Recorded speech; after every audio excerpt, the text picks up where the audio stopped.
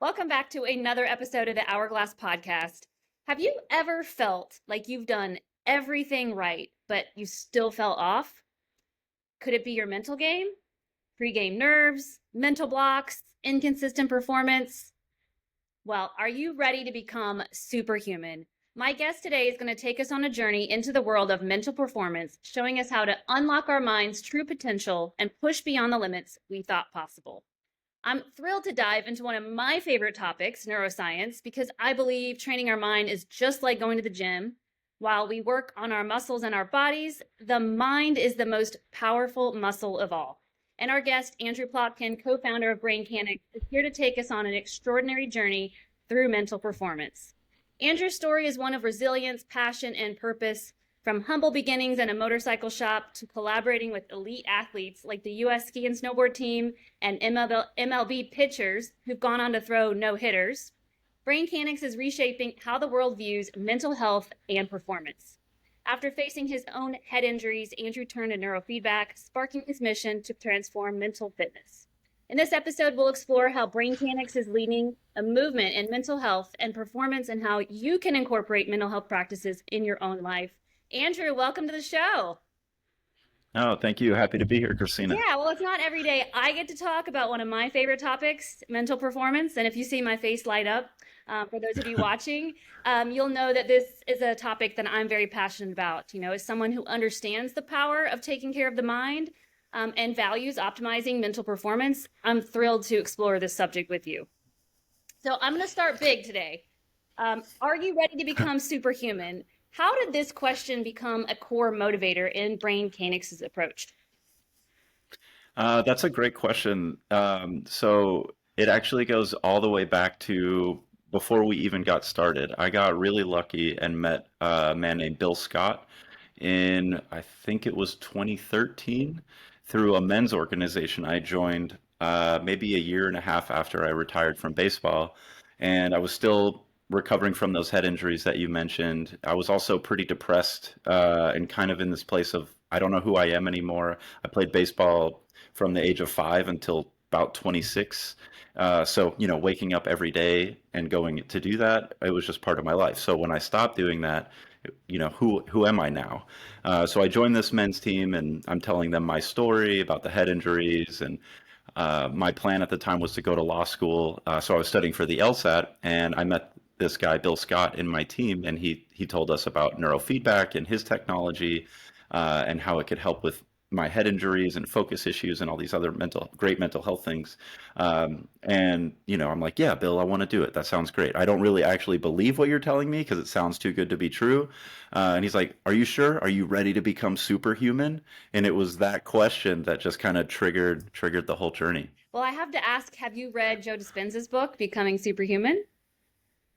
I haven't. It's on my bookshelf. Okay. All right. Well, I highly recommend it. It's one of my favorites. I'm a huge Joe Dispenza fan. So again, that's how I kind of dove into neuroscience, and he really breaks down the science behind it. So, there's all this basic level stuff, but if you go deep dive, Joe Dispenza's your guy.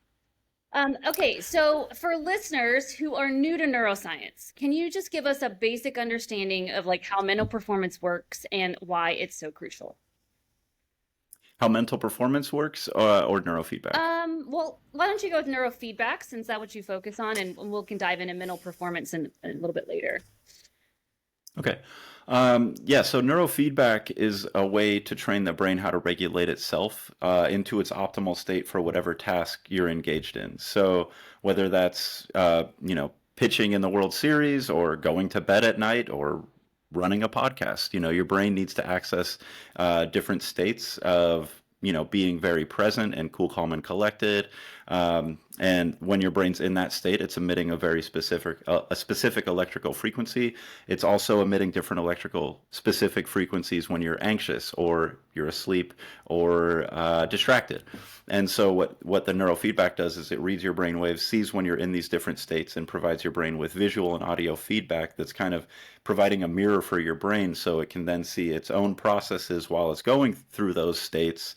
And by learning those states and how it's getting into and out of those states, it can then regulate itself into and out of those states more easily and at more appropriate times. So we've seen athletes we've worked with go from being in the zone like 20% of the time and just being completely out of it 20% of the time, and then that remaining 20 or 60% is just kind of like their average, and then go to where 60% of the time they're in the zone, and 40% of the time is their average, and they're no longer having those games where they're just feeling completely mentally out of it because their brain has been trained to regulate itself into that optimal state. So it's almost like you help like mentally focus and eliminate distraction.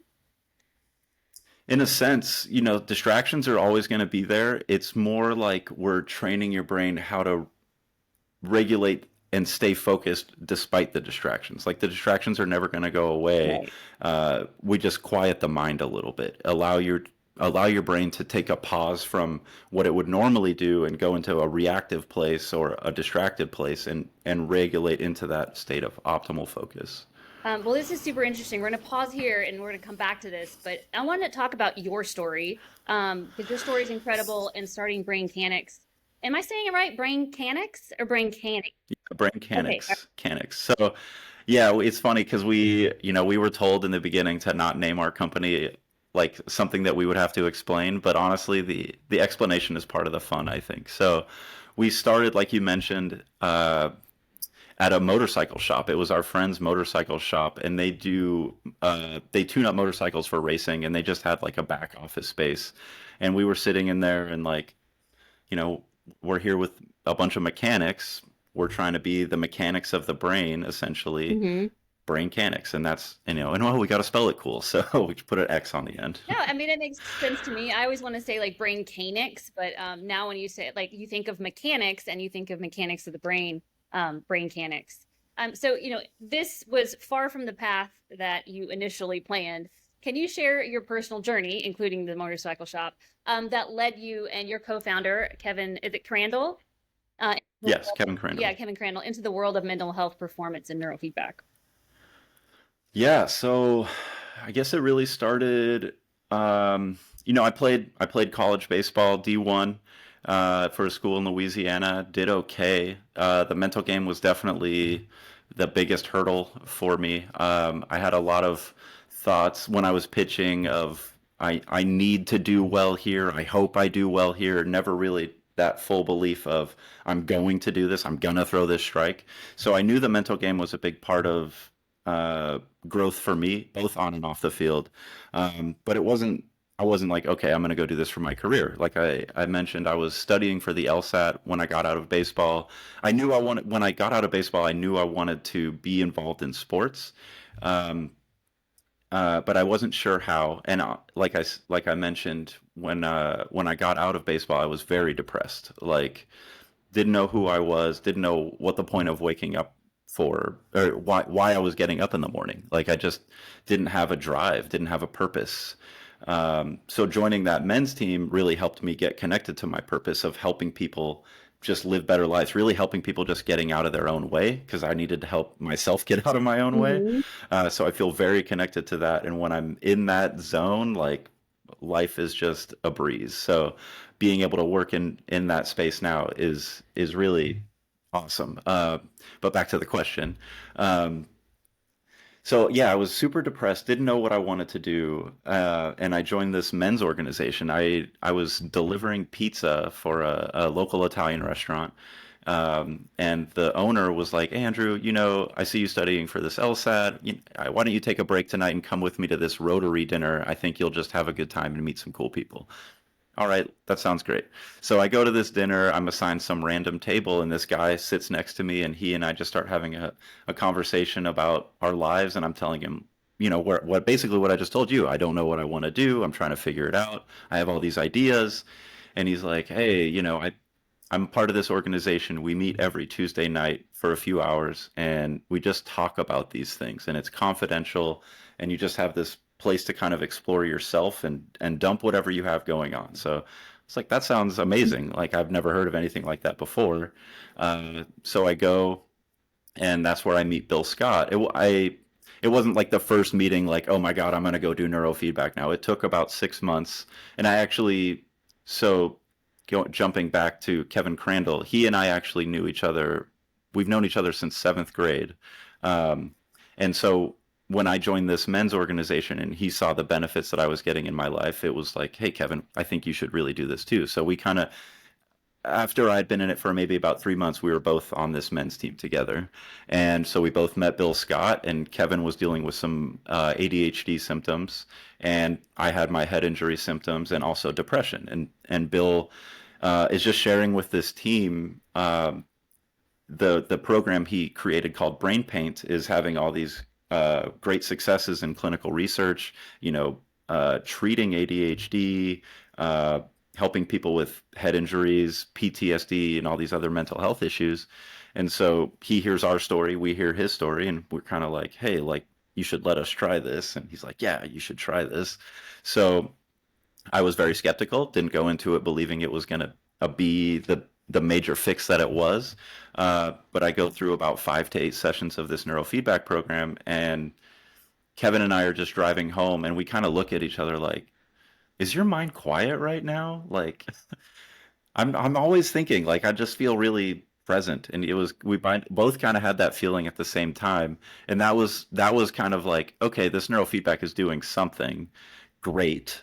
Um, and then it wasn't until I'd done about 20 sessions or so that I felt like I kind of got out of that depressed state. I was feeling just more motivated in life in general. I was kind of okay with where I was not playing baseball finally, and I just was like, you know what, Andrew, you love the game, you love pitching, like you miss it. Just go play in a rec league. So, it's at that point it had been 2 years since I've touched a baseball, and I mean, it was so bad for the first year I couldn't even go into a room like with the game on TV. I just hated it. So I feel better. I go pitch, and I'm like fully locked in the zone. I felt like I was pitching better than I'd ever done in indie ball, and like I was throwing harder. I was like, this is insane. Why is this happening? Why is this happening? So I asked Bill, like, hey, have you ever worked with athletes and heard of this kind of thing happening? Because if this can get athletes into the zone, like, everybody's going to want to do this. So he's very nonchalant. Bill really only cares about mental health and addiction treatment. So he's like, yes, Andrew, I worked with the Canadian women's national soccer team when they were ranked outside the world top 100. And since then, they've won two bronze and a silver in the Olympics, or maybe a gold. I might be getting that wrong, but I know they won two bronze immediately after they started working with him. And so I was just like, Bill, what are you doing, man? Like, you have this huge market of athletics and peak performance, and like, if you're not interested in going that route, you got to teach me and Kevin how to do this, because there's just a huge need for this in our society. And Kevin and I both had this still have this long-term view of using athletes to get to mainstream. Like, athletes are such big influencers in our world. If we can get that world to start acknowledging and like embracing mental performance and kind of knocking down that negative stigma of talking about it and working on it, we can take this mainstream. So kind of our running joke as a company is, if you have a brain, we can help, because everybody's dealing with something. You can use a little bit better sleep, a little bit better focus, less anxiety. It's just, you know, what would you do with that opportunity? So that's kind of what we're connected to. Yeah, I love this. I love where it's going. Because I agree. Like, it's so important to be able to focus, quiet the mind, and just the feeling that you get to feel. And I'm sure you can attest to like how you used to feel compared to like how you feel now. Um, it's incredible, right? And I talk a lot about being in the present moment. And on this podcast a lot, we talk about it.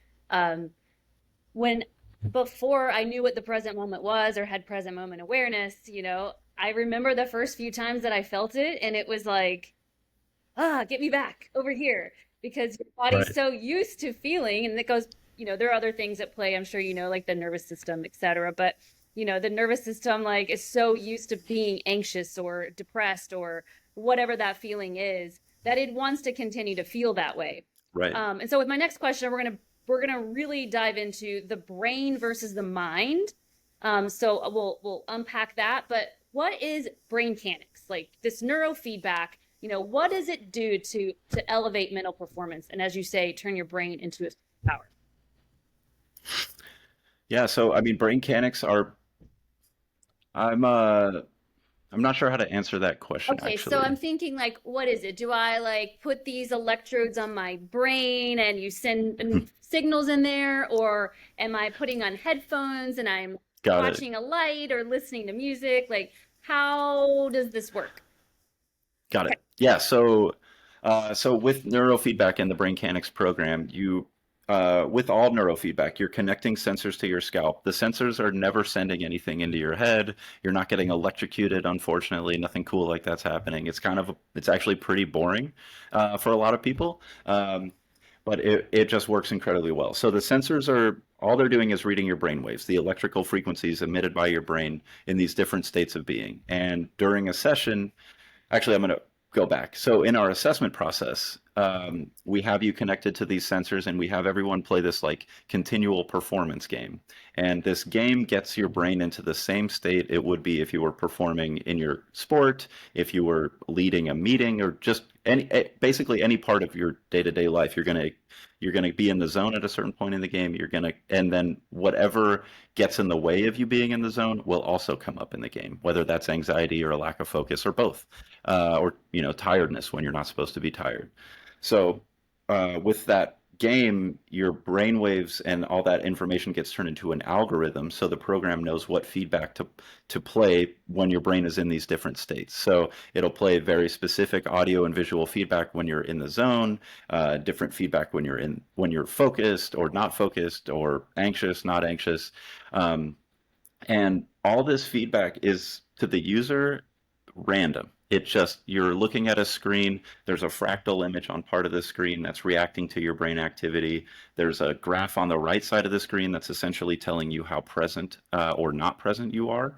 And then you're also going to be hearing a ton of sounds that are not like a melody. It's all changing very rapidly based on your brain activity. So it's really providing a mirror for your brain, and that mirror teaches your brain. It's almost like, imagine if you've never seen yourself in a mirror before and you go look and then you smile and you're like, oh, I didn't know I smiled like that. It's like, oh, well, I got to get that other side up, even that thing out. So your brain's kind of going through that same process of learning what it's doing in these different processes.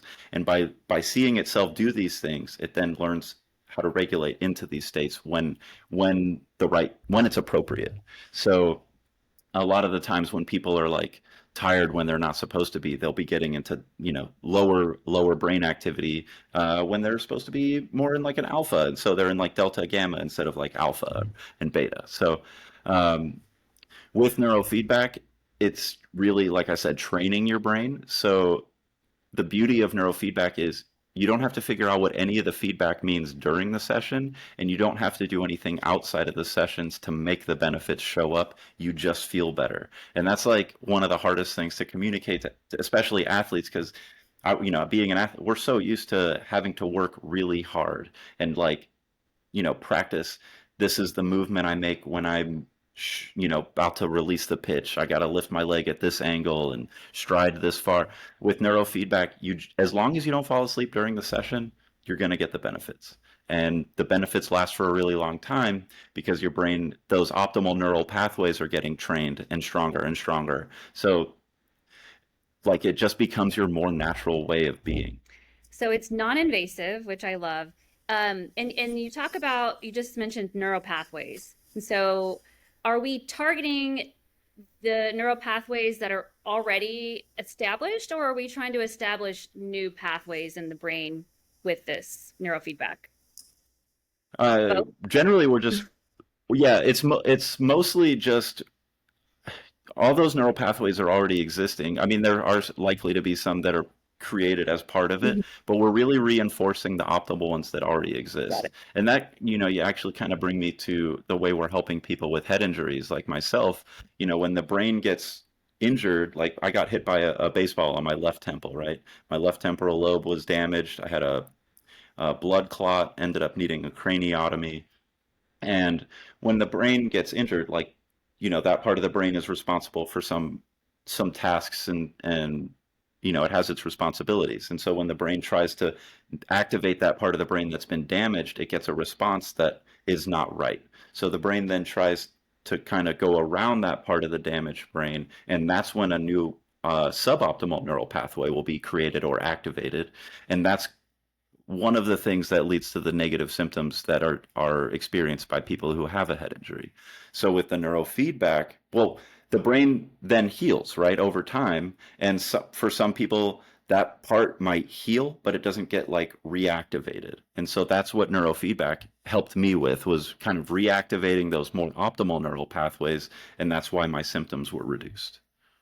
And that's been the experience I've had with many of the people we've worked with who have had head injuries. So this is all super fascinating. So you talk about like the brain versus the mind. Can we unpack that a little bit? Because those are two different things. Yeah, very much. So with neurofeedback, like I said, all you have to do is show up to the session and do your don't fall asleep. And generally, you'll only fall asleep from being bored. Like I said, it's not the most exciting program you could possibly do. Um, But what we've found is once you get past, like, usually it's 8 sessions, you kind of past that getting tired threshold. And once you've done 4 and you haven't fallen asleep, it's like your brain's been trained to not fall asleep during the session, so it's not really a concern. Um, and I guess the way we differentiate from the mind and the brain is that you don't have to understand any of the feedback with neurofeedback to get the benefits. Like, I could sit someone down, tell them nothing about how neurofeedback works, what, I never tell anybody what the feedback actually means because I don't even really know what it means. Like, I don't have to know what sound meant that I was in the zone versus distracted. None of that matters. So we are literally bypassing your mind, your thoughts, and working on your brain directly. I think one of the best examples of that is our alpha theta program. With alpha theta, we're working on your fight or flight mode. And so that's people who have like performance anxiety, PTSD, reactionary emotional triggers that they want to get over. And what someone who's going through those things is dealing with is a conditioned response, right? So over time, their brain has been conditioned to respond a certain way to whatever stimula is going on. And so it would be like Lucas Giolito is probably the athlete that put us on the map. Anytime he pitched in the first or second inning, if he gave up a walk or it just anything didn't go the way he wanted it to go, his mind would crumble. He would get very anxious and basically get pulled out of the game every time. And that was a condition. Like, his brain was like, oh, I walked somebody. It's the first inning. Time to get anxious and freak out. Mm-hmm. So we had him go through this visualization process where we're extinguishing that conditioned response. So there is a little bit of mind activation because we are having him actively think about something, but we're training those alpha and theta brainwaves to regulate more effectively so he's not getting into that fight or flight mode. So we're training alpha to stay low and theta to be higher. And so he's in a cool state when that situation arises. So he goes through this visualization where he thinks about that scenario that always causes that anxiety, but because he's doing it with his eyes closed in a calm state, Mm-hmm. it's retraining his brain that he can stay calm in those moments. So that's how that conditioned response is extinguishing. Well, you almost answered my next question, which is you've helped MLB players reach new heights and even no hitters. And as the World Series is going on right now, what kind of results are you seeing in BrainKanix's work with these top performers?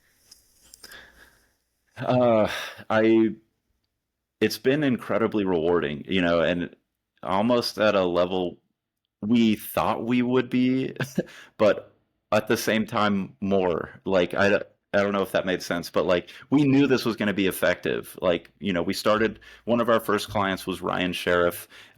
He's one of my best friends. He was a pitcher at the time for the Cardinals, and he had a hard time moving up and down in the minors a lot. He was a late draft pick, so he felt a lot of pressure for having to perform all the time and do better than everybody else who was drafted higher and had more opportunity. So we put him through our program. And I think it was 2020 when the Rays played the Dodgers in the World Series. Ryan ends up being on the Rays, has a 0 ERA in the regular season, and then has a 0 ERA in the postseason and in the World Series. I mean, that should, like, in the most critical moments, he was able to perform and not in that season, he got sent up and down from the minors to the majors plenty of times. So, I mean, that was just incredibly rewarding for him to see him get that benefit. But then earlier I mentioned Max. Well, maybe I didn't mention his name, but I mentioned a player we worked with who was in the zone 20% of the time, 60% of the time kind of in that average, and then 20% of the time just completely mentally gone. That was Max Fried.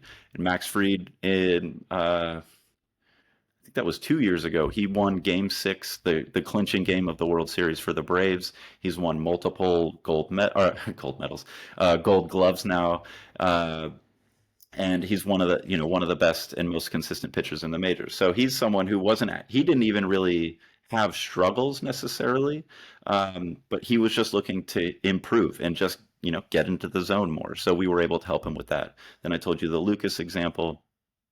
We've now had three pitchers throw no hitters in the MLB that we've worked with: Lucas Giolito, Spencer Turnbull, and Dylan Cease. That there have been 320-ish no hitters ever in Major League history.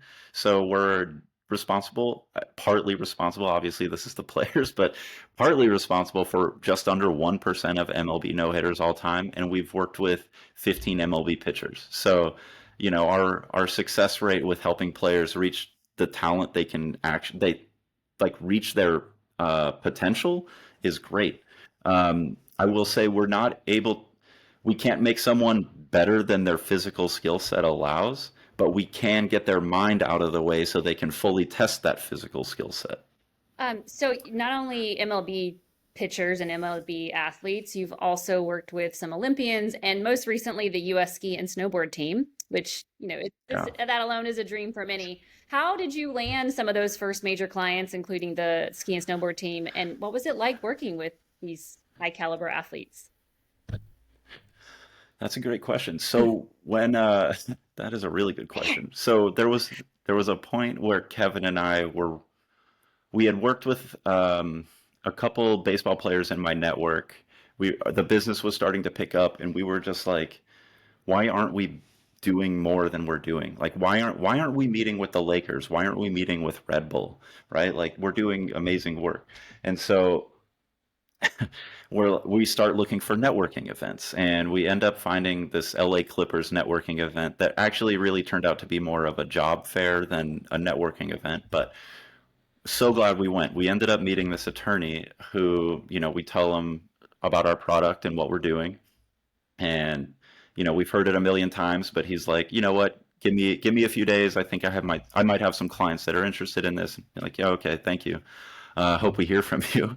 A few days goes by, and he's like, hey, I got this guy, Coco Zarita. He's interested in what you're doing. And I'm like, I don't know who that is, but great. So I look up Coco Zarita, world champion in BMX. Okay, yeah, this is a big deal. So he had won I can't remember the year he won the world championship. It might have been like 2014, something like that. And we end up meeting. I end up texting with Coco like, "Hey, let's set up a meeting. This is what we do." And Coco's like, "Oh, that sounds so cool. You know what? I think the guys at Red Bull would be interested in what you're doing. Why don't we have the meeting there?" Yeah, Coco, let's meet at Red Bull. That just sounds so nice. Like, yeah. So we meet at Red Bull. We have like what was supposed to be a 1 hour meeting turns into a 2.5, 3 hour meeting, and they're just loving everything we have to say, because we do have a very humble approach with what we're doing. We're not over promising. I'm not telling every MLB pitcher I'm going to make you throw a no hitter.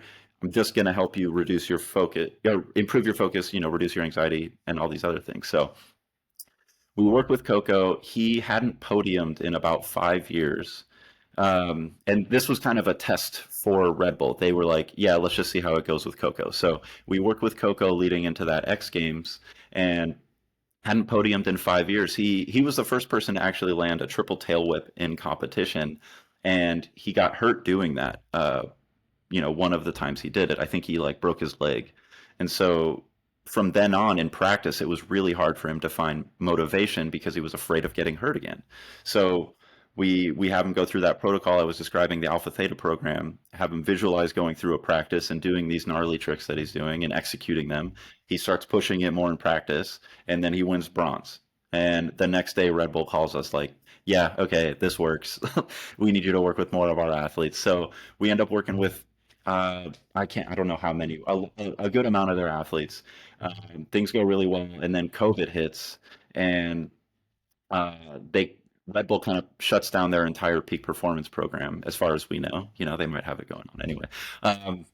So they shut down their program, and COVID was a weird period for us, as it was for a lot of people. It was really hard to get clients, to make money, and just keep existing. So we figured out a way to do it, but it really put the brakes on a lot of the movement we had. But when COVID, with Red Bull shutting down that program, this guy Per Lindstrom, who was in charge of that program, stops working at Red Bull, and he then starts working for the Alpine ski team, for the U.S. ski and snowboard team, running that Alpine ski team. And Kevin gets in touch with him late last year. We start setting up a meeting, then we end up having a meeting with them. What was this? It would have been February, April, or May, and we really blow their socks off. We have a great meeting. We tell them about all the successes we've been having, what we think we can do for their athletes, and they end up we end up putting 30 of their athletes through this program over the summer this year, and it was incredible. Like, I mean, just to be at the Olympic facility where there's athletes doing their best, so dedicated to what they're doing. But then you have full teams of people trying to help these athletes reach that level, that next level, whatever, for them, for whatever it is. And so just being in that environment itself is just amazing. It just fills you up with energy. I couldn't wait to get to work, and just, yeah, just be surrounded by it. So what, so we had all the athletes. One thing that was really interesting to me about working with the Olympians, it wasn't necessarily surprising, but it wasn't not surprising, was how many concussions they'd had.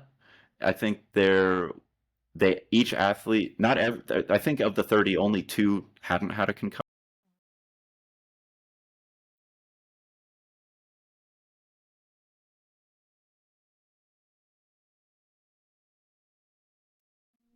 You something, everyone else. It says refresh and rejoin from a regular browser, not incognito.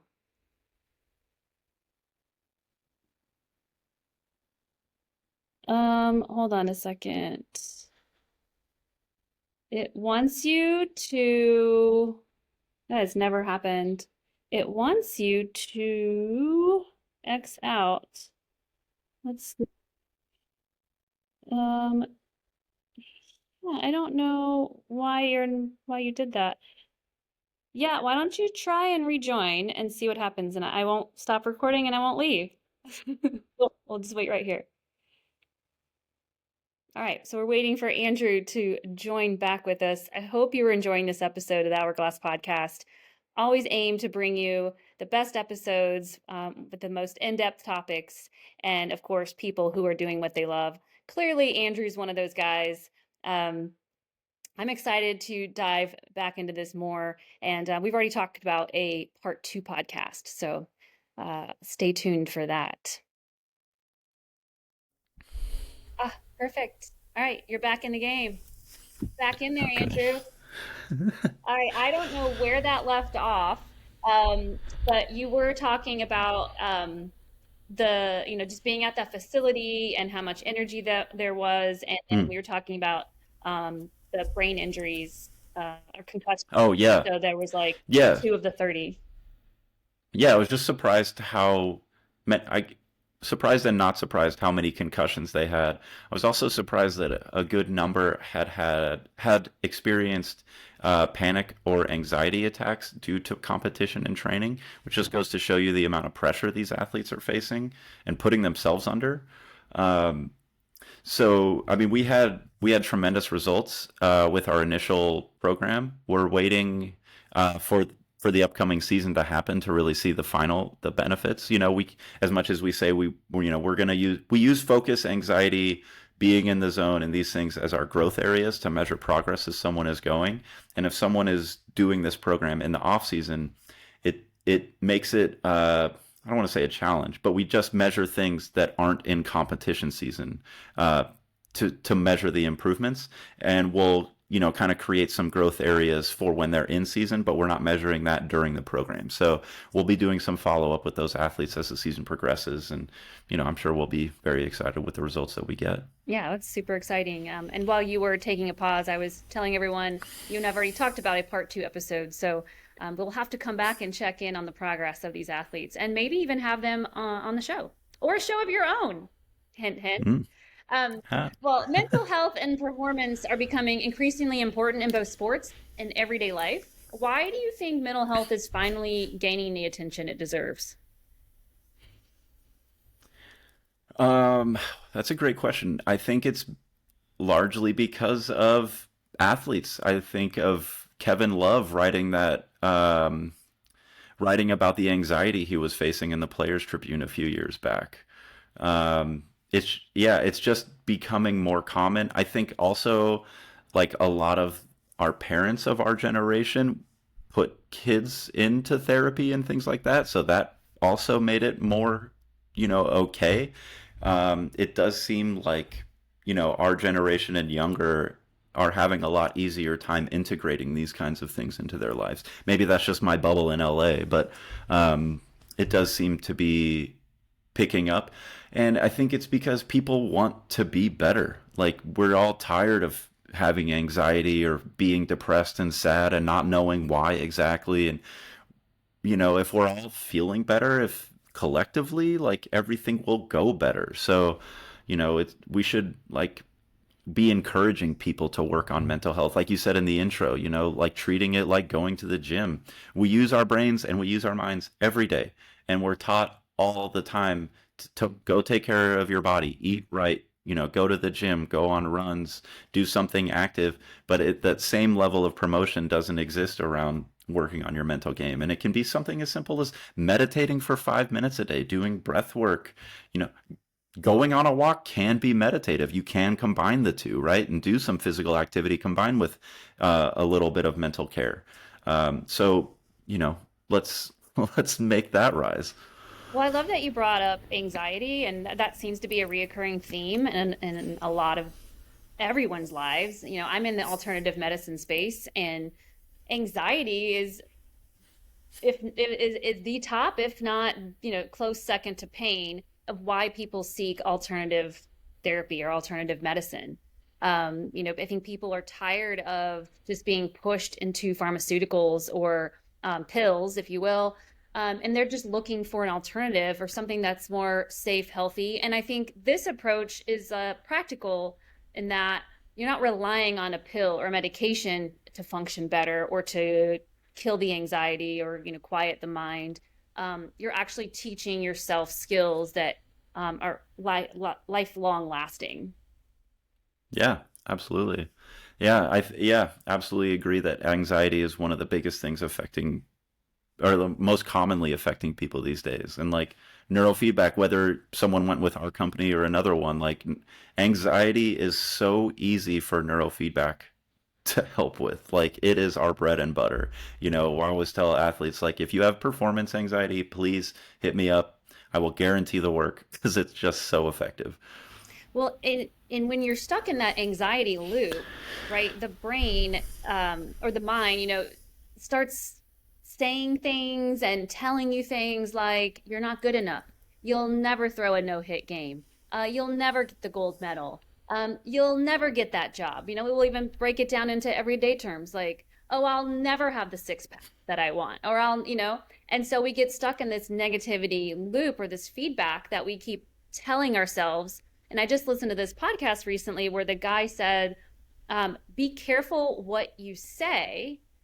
Be careful the words that you use when you talk, because someone very important is listening. And that's yourself. Yeah. Oh, yeah. I just had this talk with my 13-year-old about, why didn't you try out for the basketball team last week? You didn't even tell me the tryouts happened. And he's like, I wasn't going to make it anyway. Mm. And I said, well, how do you know? And he's like, I just know. I said, but you don't know because you didn't try. And for whatever reason, you're afraid to try. And so he's like, well, maybe in high school. And I said, okay, well, are you interested or are you committed? And that was also in this podcast where he asked the Hmm. question, are you interested in that? Are you interested in getting better? Are you interested in making the team?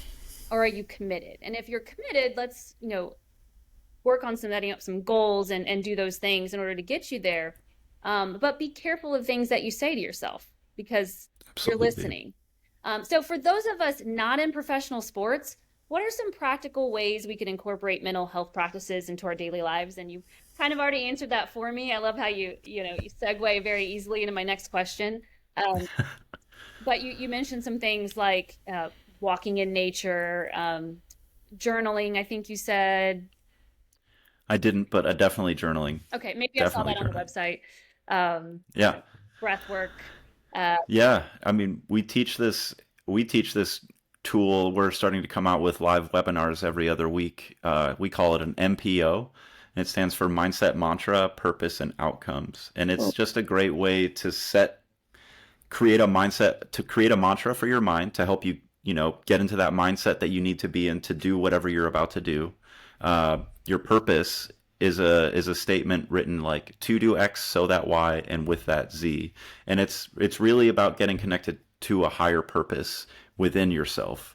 So your purpose, you kind of alluded to it with being interested or being committed. And like if your purpose is high enough, like outside of yourself, and you're emotionally connected to it, there's nothing that's going to get in the way of you making that happen. And additionally, the actions you need to take to make that thing happen will just present themselves. There will be no question of what you have to do. And it's a way to get over self judgment, validation of others, being really connected to that higher purpose. So, um, like a good one would be to go dominate this game on the mound so that my team wins this, so that we win this game, and with that, we have confidence going into the next game and win the series, right? So I'm taking it out of myself of just doing well in this game to do well for my teammates and to do well for our whole season. So it when I'm connected to that on the mound, it just becomes so much easier than like, oh, I'm here to strike everybody out. Then you don't strike somebody out, then your ego gets hurt, and then your mind kind of goes away. So that's the purpose. And then outcome is like all the results you want. All the results you want to have happen in this event, written in a way that if everything went your way, this is what it would look like. And you want to write those outcomes in the positive, never saying what didn't happen. Like I didn't feel anxious. You would say I felt confident. Um, and then like speaking to yourself, right? Like if you're putting that anxious note in your head, that's what your brain's going to be thinking about, not confidence. So that's why we say write the positive, not the negative. And then with those outcomes, additionally, write outcomes for other people participating. And also write things that you don't think are going to happen. Like I said, this is really where you get to have fun, and the only cap on your success is your mind at this point. So I've written things out like I don't know if this is the best example, but we had a meeting with Cal State Northridge baseball team within like our first year of starting. It was like our first big meeting, and I wrote down that the head coach really enjoyed our personalities, wanted to be our friends, and invited us out for a beer after the meeting.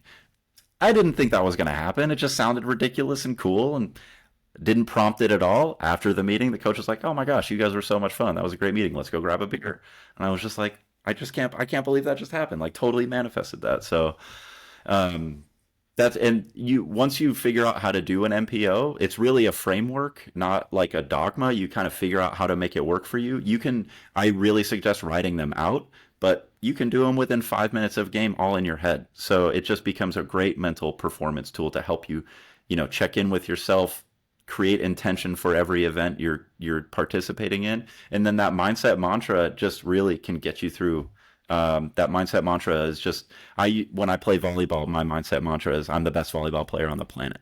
Right? It just there's something in my mind that gets flipped when I say those words to myself that I just have to embody what my brain thinks the best volleyball player on the planet would do. Um, Another one that I like is I'm Andrew Plotkin and good things happen to me. And it's just ever since I've been saying that one for about a year. And since I've started saying that, I'm now on your podcast. I've, got interviewed for Netflix. Like it's just I'm talking with some potential, big contract. It's really incredible what the power of the mind has. So just doing something simple like an MPO, or even just coming up with a higher purpose, just using one part of that can be a great tool for your mental game, just any day of the week. Yeah, and that's one of the reasons I wanted to have you on this podcast, is because I think sharing that with our listeners, or my listeners, your listeners, and your audience, my audience, is really important, because we both know the power of words, the power of believing in yourself, positive thoughts, positive thinking, and just attracting all of those good things into your life. Well, you often say that the brain is one area that most people often ignore when pushing their limits. Can you explain why working on mental performance makes such a huge difference in leaving the competition behind? Oh yeah, absolutely.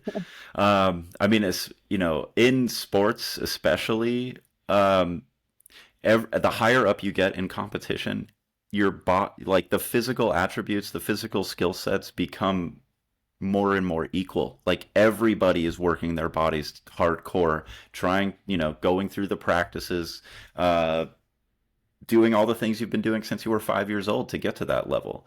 But along that way, no one is really doing much to work on their brain and their mindset, whether that is the brain directly with something like neurofeedback, or just doing like meditations and visualizations. Like those kinds of things can really elevate your game. We worked with Zion Wright, a professional skateboarder, and he said this was his secret weapon, because he is just as good as a lot of the other skaters, but he was able to have that extra level of focus and beat his competition. It's really like the brain. If someone thinks about the times in their lives when they've been the most successful, I guarantee you those times were when their brain and their mind were supporting them the most, not just their body. Your body could feel great if your mind, like if you're not believing in yourself that you can do something, like your son saying he didn't think he could make the team. He was right. Hmm. He was right. Hmm. So, you know, that's if you can if you if yeah, the higher up you get in competition, those thoughts of negativity become even more critical to really not have. You have to have insane belief in yourself, almost to an unhealthy level. Like, I prefer it back to baseball a lot because that was my sport, but like sitting in the bullpen watching these major leaguers throw pitches, I saw the difference between my mindset when I was pitching, even in a bullpen, versus their mindset. When I would throw a bad pitch, I would get frustrated. Oh, what the heck, Andrew? Like, I can't believe you just did that. Versus them, every pitch seems like it was on purpose. And then they'll make a really gross pitch and just talk themselves up. So, oh my God, that was so gross. No one would ever hit that. Like, I can't believe I just threw that pitch. That level of belief. So, if you can get yourself there more often, you're going to do better. Are you watching the World Series right now? Yes, yeah, I am. It's been great. I'm not gonna say who I'm a fan of. I don't want to turn anybody off, but I I would know who say you're not neither a of fan these of. teams is my favorite. What'd you say?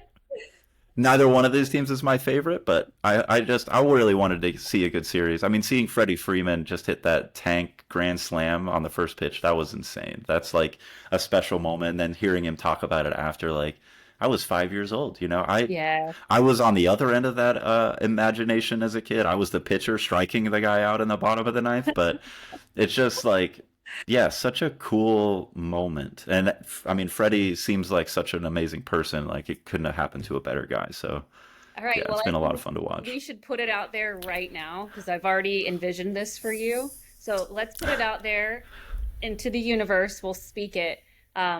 You're going to be working with the Dodgers next season. Okay. I know you probably have another team in mind, Hey, I'm not turning anybody down. but I got you. You're in LA. The Dodgers are in LA.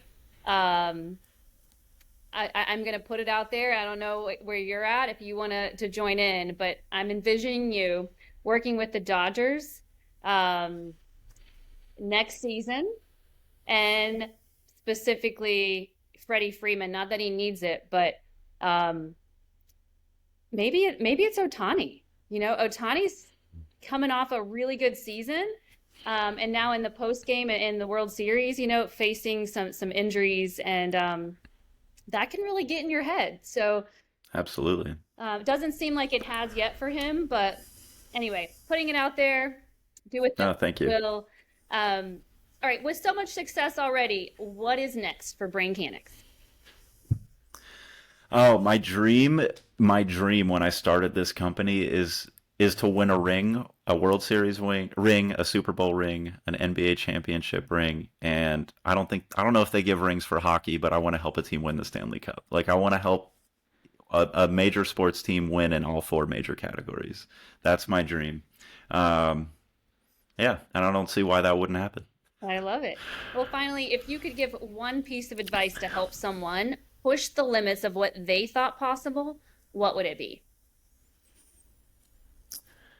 You know, we've alluded to it a lot through this conversation, and it's just think positively of yourself. Like, be nice to yourself. That's the best way you can start moving forward and taking care of yourself mentally. Just, even if it's just a day full of negativity, take a few minutes, 30 seconds to just say some really positive things about yourself and say what you're grateful for. That can easily change your mindset. Well, I'm ready to sign up and see how BrainKanix can help me and take me to the next level. So as we wrap up, I know I asked you already, but what is your best advice that you'd give our listeners who are eager to start boosting their own mental performance? Or what's your best advice for listeners in general?